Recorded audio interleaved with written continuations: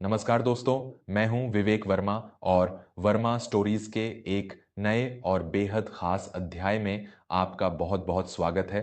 दोस्तों, अक्सर हमने लोगों को यह कहते हुए सुना है कि हम दिन रात कोल्हू के बैल की तरह मेहनत करते हैं, फिर भी हमारे घर में पैसा नहीं टिकता। लाख कोशिशों और पूजा पाठ के बाद भी घर में बरकत नहीं होती और बीमारियां या क्लेश हमेशा डेरा डाले रहते हैं। आखिर ऐसा क्यों होता है? वास्तुशास्त्र और हमारे प्राचीन हिंदू ग्रंथों में इस बात का बहुत ही स्पष्ट उत्तर दिया गया है। हमारे शास्त्रों में स्त्री को घर की गृहलक्ष्मी का दर्जा दिया गया है। एक स्त्री चाहे तो अपनी सूझबूझ और पवित्र आचरण से एक झोपड़ी को भी स्वर्ग बना सकती है, और अगर उसका आचरण दूषित हो तो वह महलों को भी श्मशान में बदल सकती है। आज मैं आपको एक ऐसी ही सच्ची घटना पर आधारित कहानी सुनाने जा रहा हूं, जो यह बताएगी कि वास्तु के अनुसार वो कौन सी 3 प्रकार की स्त्रियां हैं जिनके घर में साक्षात मां लक्ष्मी भी एक पल के लिए रुकना पसंद नहीं करती। इस कहानी का एक एक शब्द आपके लिए एक बहुत बड़ी सीख साबित होगा। यह कहानी है माधवगढ़ नाम के एक बहुत ही संपन्न और खुशहाल गांव की।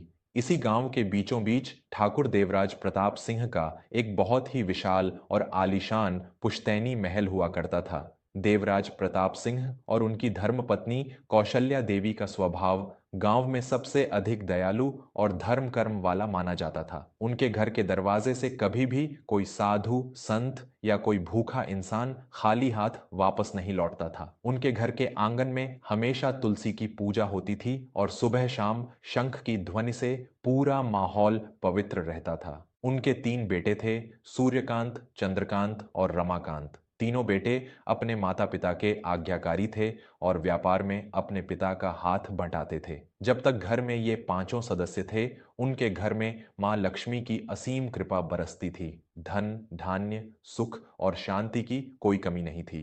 समय अपनी गति से आगे बढ़ा और देवराज प्रताप सिंह ने एक एक करके अपने तीनों बेटों का विवाह बहुत ही धूमधाम से संपन्न कर दिया। घर में 3 नई बहुओं ने कदम रखा। सबसे बड़ी बहू का नाम था विशाखा, मंझली बहू थी दामिनी और सबसे छोटी बहू का नाम था सुलोचना। कौशल्या देवी को लगा था कि 3 बहुओं के आने से उनके घर की रौनक 3 गुना बढ़ जाएगी, उनका घर स्वर्ग बन जाएगा। लेकिन नियति को कुछ और ही मंजूर था। बहुओं के कदम रखते ही देवराज सिंह के घर की सुख शांति को जैसे किसी की बुरी नजर लग गई।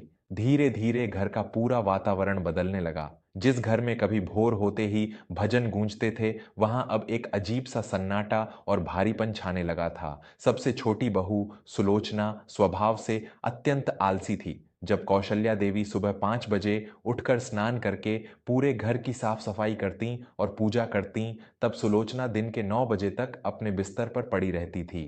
रात के जूठे बर्तन रसोई में ऐसे ही पड़े रहते थे और रसोई में जूठन बिखरी रहती थी।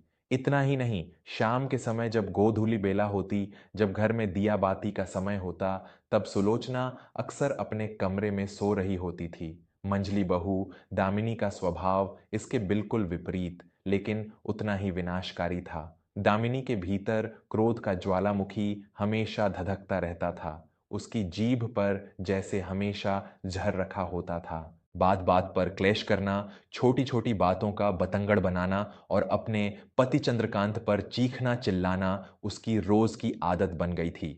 एक दिन चंद्रकांत के हाथ से गलती से पानी का एक कांच का गिलास जमीन पर गिरकर टूट गया।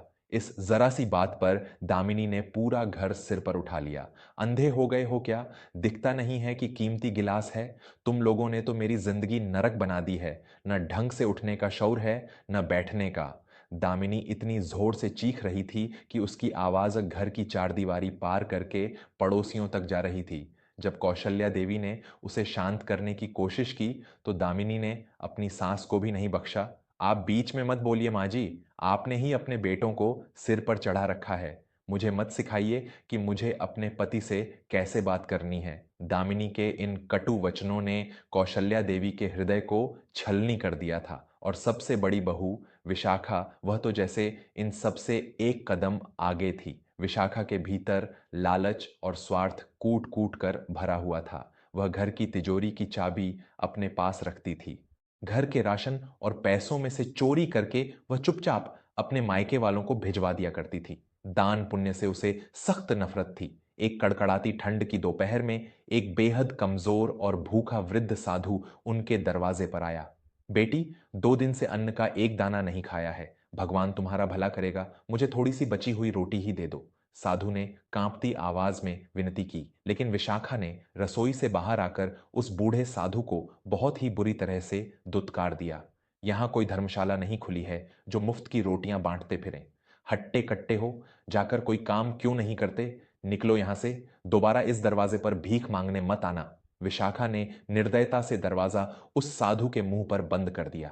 इन तीनों बहुओं के इस दूषित आचरण का परिणाम यह हुआ कि कुछ ही महीनों के भीतर देवराज सिंह का फलता फूलता व्यापार अचानक से जमीन पर आ गिरा।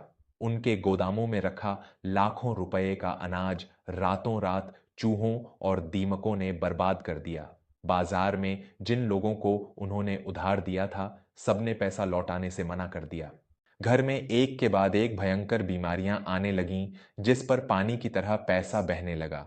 जो परिवार पूरे गांव का अन्नदाता हुआ करता था, आज उनके खुद के घर में आर्थिक तंगी ने अपना भयानक जाल बिछा दिया था। देवराज सिंह और कौशल्या देवी दिन रात इसी गहरी चिंता में घुलते जा रहे थे कि आखिर उनके इतने पवित्र और पुश्तैनी घर को किसकी नजर लग गई। उन्हें समझ ही नहीं आ रहा था कि उनके जीवन भर की कमाई और बरकत अचानक कहाँ विलुप्त हो गई। इन्हीं दुख भरे दिनों के बीच एक दिन गांव के प्राचीन शिव मंदिर में एक बहुत ही सिद्ध और पहुंचे हुए महात्मा स्वामी चिदानंद जी का आगमन हुआ। स्वामी जी की ख्याति दूर दूर तक फैली हुई थी। देवराज सिंह अपनी पत्नी कौशल्या के साथ रोते हुए तुरंत स्वामी जी के दर्शन के लिए मंदिर पहुंचे और उनके चरणों में गिर पड़े। महाराज, रक्षा कीजिए। मैंने अपने पूरे जीवन में कभी किसी के साथ छल नहीं किया, हमेशा धर्म के मार्ग पर चला, गरीबों की मदद की, लेकिन फिर भी मेरा पूरा परिवार और मेरा व्यापार बर्बादी की कगार पर आ खड़ा हुआ है। मेरे घर से अचानक मां लक्ष्मी रूठकर क्यों चली गईं? कृपया मुझे इस विनाश का कारण बताइए। देवराज ने हाथ जोड़कर और फूट फूट कर रोते हुए कहा। स्वामी चिदानंद ने अपनी आंखें बंद कीं और कुछ क्षणों तक गहरे ध्यान में चले गए। जब उन्होंने आंखें खोलीं तो उनके चेहरे पर एक गंभीर शांति थी। देवराज, तुम्हारे पुश्तैनी कर्म और तुम्हारी नीयत बहुत ही पवित्र है, लेकिन इंसान यह भूल जाता है कि धन सिर्फ कड़ी मेहनत से नहीं आता। धन को टिकाए रखने के लिए घर का वातावरण और उस घर में रहने वालों का आचरण शुद्ध होना चाहिए। वास्तुशास्त्र और नीति शास्त्रों के अनुसार जिस घर में 3 विशेष प्रकार की स्त्रियां निवास करने लगें, वहां साक्षात कुबेर का खजाना भी बहुत जल्द खाली हो जाता है। चलो, मैं आज स्वयं तुम्हारे घर का मुआयना करूंगा। स्वामी चिदानंद जब देवराज के घर पहुंचे तो उन्होंने घर के कोने कोने को बहुत ही सूक्ष्म दृष्टि से देखा। उन्होंने घर के विशाल आंगन में परिवार के सभी सदस्यों को एकत्रित होने का निर्देश दिया। तीनों बहुएं विशाखा, दामिनी और सुलोचना भी अपने सिर पर पल्लू रखे डरी सहमी सी वहां आकर खड़ी हो गईं। संत चिदानंद ने एक गहरी सांस ली और अपनी गंभीर गूंजती हुई आवाज में बोलना शुरू किया। देवराज, ध्यान से सुनो। वास्तुशास्त्र के अनुसार 3 प्रकार की स्त्रियां अनजाने में ही अपने पूरे घर के विनाश और दरिद्रता का कारण बन जाती हैं। पहली स्त्री वो है जो आलस्य के अंधकार से घिरी रहती है और जिसे समय की पवित्रता का कोई भान नहीं होता। जो स्त्री सुबह सूर्योदय के बाद तक बिस्तर पर पड़ी रहे, जो रसोई को हमेशा गंदा रखे, जिसके घर के बर्तन रात भर झूठे पड़े रहें, और सबसे बड़ा पाप, जो स्त्री शाम को गोधूली बेला यानी सूर्यास्त के समय सोती रहे, उस घर में कभी बरकत नहीं हो सकती। सूर्यास्त का समय वह पवित्र समय होता है जब साक्षात मां लक्ष्मी घर घर में प्रवेश करती हैं। जो स्त्री उस समय निद्रा में होती है, मां लक्ष्मी उस घर के दरवाजे से ही उल्टे पांव लौट जाती हैं।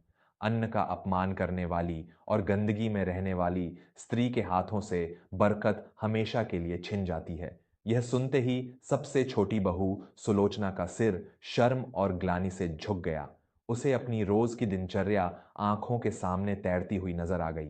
स्वामी जी ने आगे कहा, दूसरी स्त्री वो है जिसकी वाणी में हमेशा विष घुला हो, जो स्त्री बात बात पर बिना वजह क्लेश करती हो, अपने से बड़ों का, अपने सास ससुर का और अपने पति का अपमान करती हो। शास्त्रों में स्पष्ट रूप से लिखा है कि जिस घर में रोज कलह होती है, जहां स्त्री की चीखने चिल्लाने की कर्कश आवाजें घर की चौखट के बाहर जाती है, उस घर को श्राप लग जाता है। चाहे तुम दिन रात कितनी भी पूजा पाठ कर लो, कितने भी मंत्र पढ़ लो, लेकिन अगर घर की स्त्री अपने कटु वचनों से रोज किसी का दिल दुखाती है, तो उस घर की सारी सकारात्मक ऊर्जा नष्ट हो जाती है। ऐसे घर में नकारात्मक शक्तियों और दरिद्रता का स्थायी वास हो जाता है। अब मंझली बहू दामिनी के माथे पर पसीने की बूंदें छलकने लगीं। उसे याद आ गया कि कैसे वह रोज अपने पति और सास को अपने जहरीले तानों से छलनी करती थी।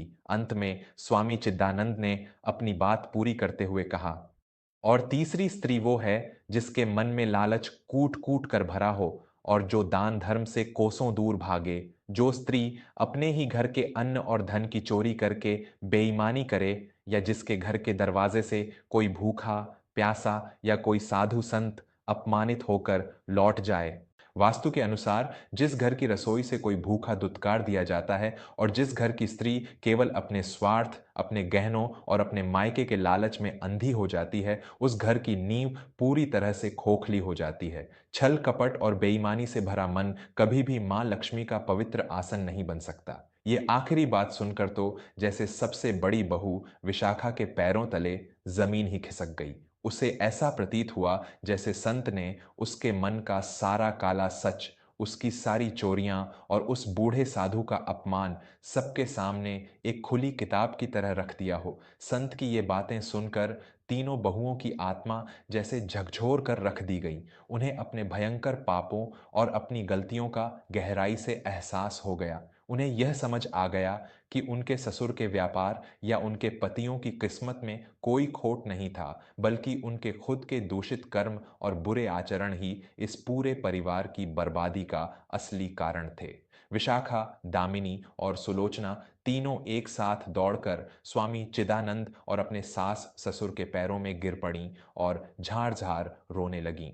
हमें क्षमा कर दीजिए महाराज, हमें क्षमा कर दीजिए पिताजी, माँ जी, हमें अपने पापों का बोध हो गया है। हमने अपने ही अहंकार, लालच और आलस्य में अंधे होकर अपने ही घर में आग लगाई है।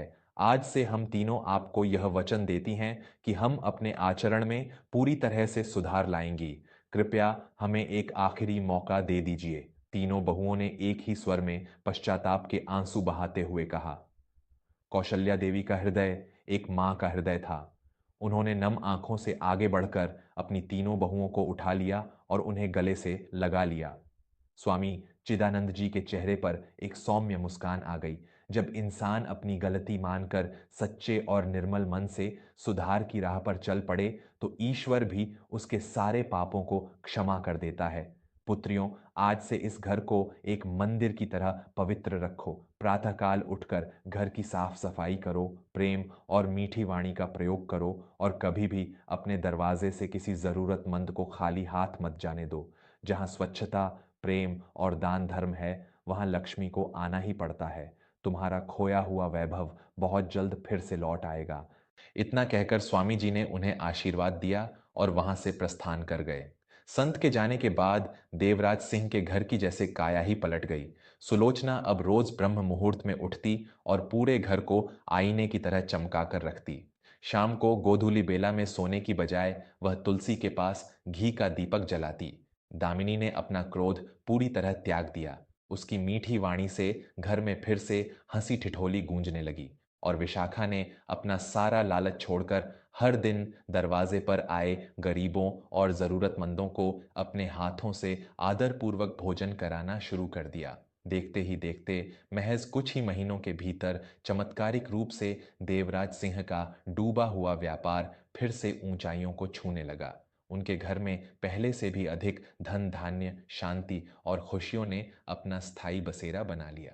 तो दोस्तों, वास्तुशास्त्र और हमारे ग्रंथ हमें जीवन जीने की अत्यंत सटीक और सही कला सिखाते हैं। एक मकान सिर्फ ईंट, सीमेंट और पत्थरों से बनता है, लेकिन उसे घर और एक स्वर्ग सिर्फ और सिर्फ उस घर की स्त्री ही बनाती है।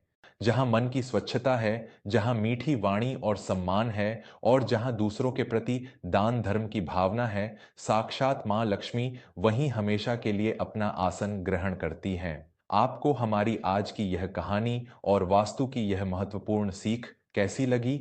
मुझे उम्मीद है कि इससे आपको बहुत कुछ नया सीखने को मिला होगा। अपने विचार और सुझाव मुझे नीचे टिप्पणियों में ज़रूर बताइएगा।